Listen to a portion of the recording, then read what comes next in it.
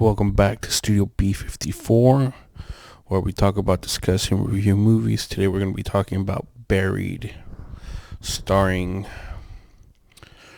Ryan Reynolds. Damn, this movie is so good.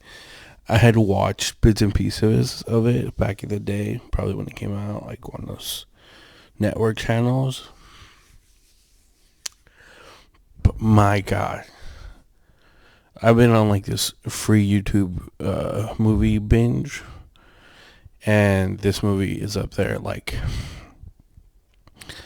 the suspense built around it. It's a suspense movie. It's drama. I had to, like, the first 5 minutes, I really had to like step away because like it got to me that fast. Like the 5 minutes, I'm just like, oh my God, I am starting to feel claustrophobic. And recently I've been like, I got my CPAP machine, and the first time when I went to go get a trial run or whatever for it, I remember freaking out at night and like not feeling, like not being able to breathe, and it kind of triggered me a little bit because of that. And I was just like, wow, like, now imagine being in there for like, now imagine being in there buried alive for a couple of hours. It freaked me out, man. It got to me. It really did. It was a good movie. Great movie. Like, you feel so bad for the character because he's like,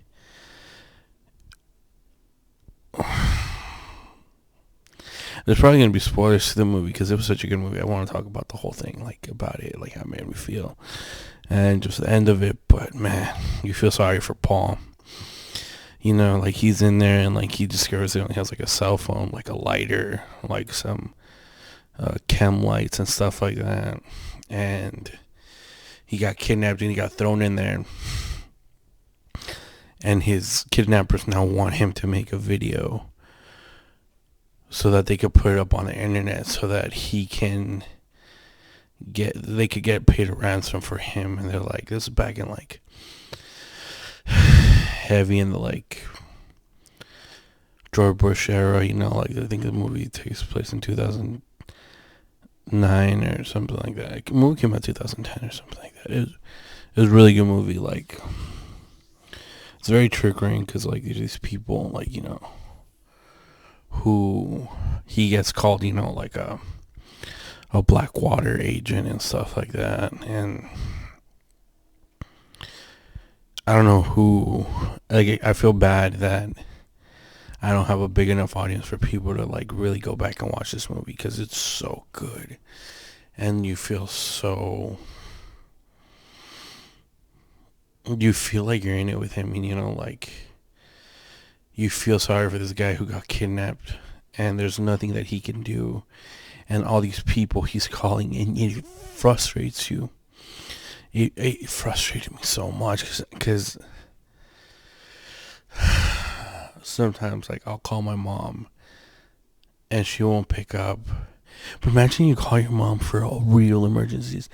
Most of the time we don't have life-threatening emergencies, but this was a real life-threatening emergency.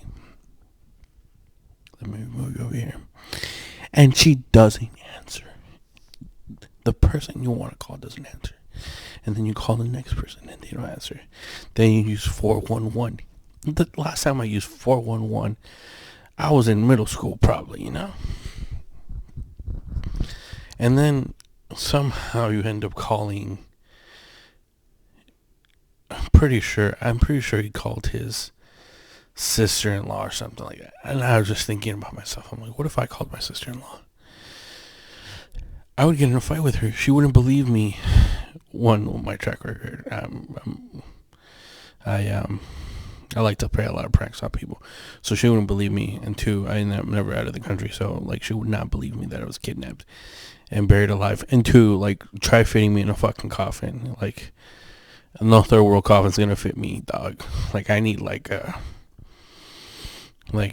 American sized coffin, you know? Like, I'm a big boy. Sorry. It just got to me. Um,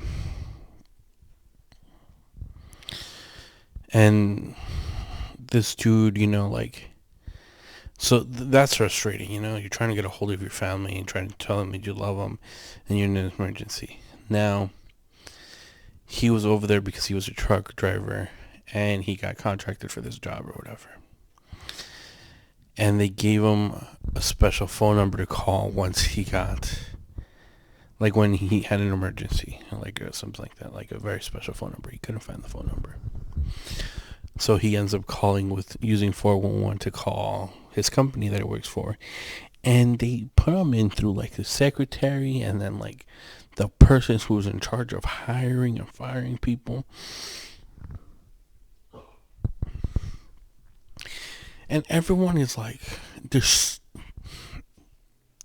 such bureaucracy, and I could just, it feels bad then in 2010, in 2008, 2001, whatever, when this one was filmed, and two, when it was set, the time it was set in. Now imagine now. Sometimes when you have to call your bank, it's even if your bank has people on it, you have to deal with a machine, Now,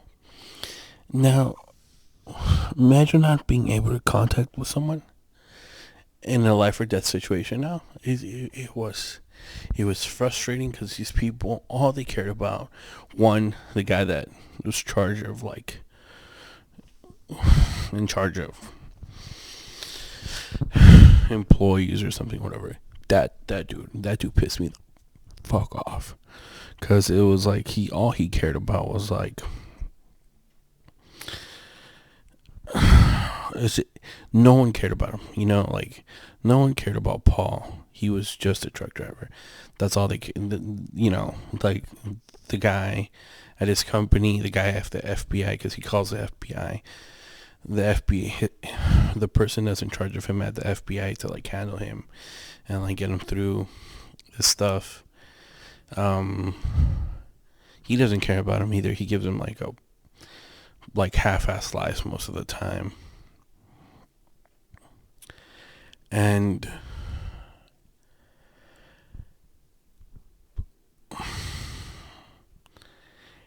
it makes you angry how sometimes we lose our humanity through corporations, I guess. And I mean, I feel like this is something that's always happening. But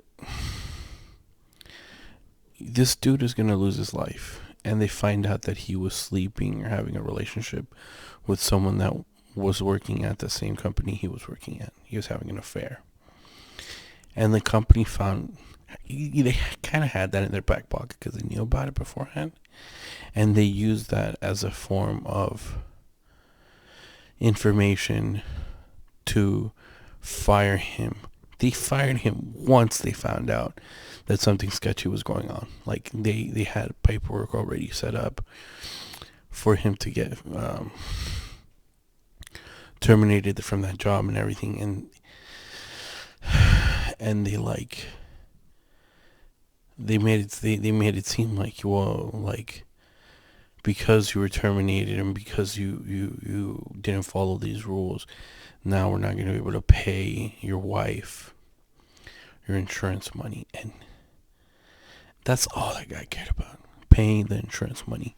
When my man Paul was dying, literally getting buried alive because the sand was sneaking into the coffin little by little, and it is aggravating, and you get so mad and you feel so sorry for Paul, because it's like you sent him out there, like you hear the anger and the frustration in his voice. You guys sent me out here.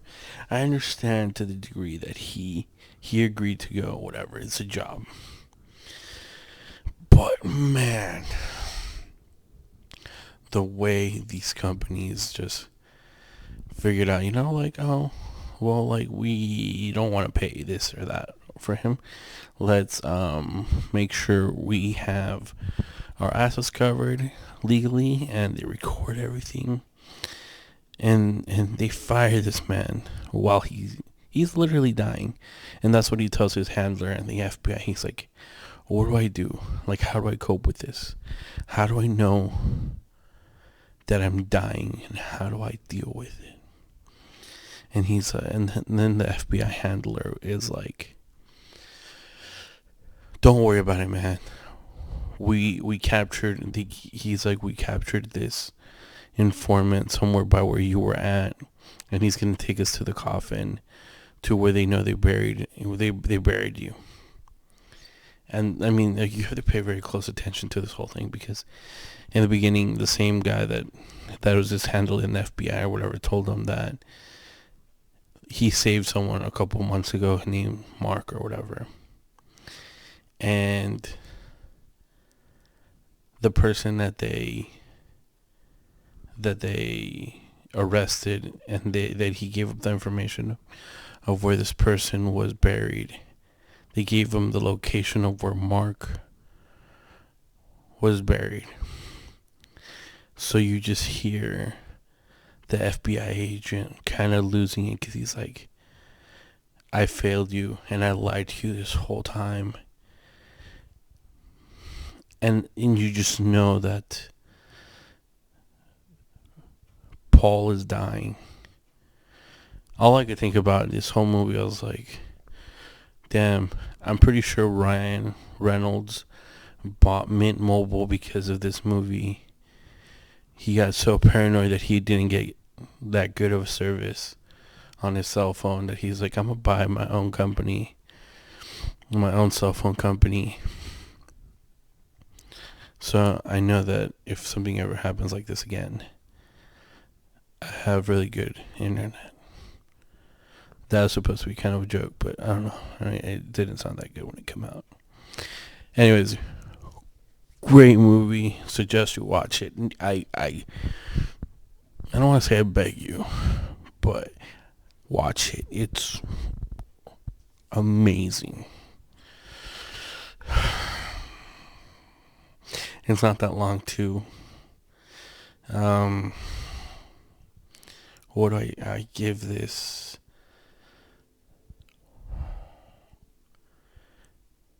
I give this an 8.9 out of 10. I was going to give it an 9.2, but I don't want to hype it up too much. 8.9 out of 10. Go watch it. It's on YouTube. It's free right now. We have three subscribers now. Thank you, guys. Keep it coming. We're going to keep on rocking to the free world. I don't even listen to rock and roll, but whatever. We've got this. Baby steps. Baby steps. Baby steps. Anyways, thank you very much. Have a good day. Peace.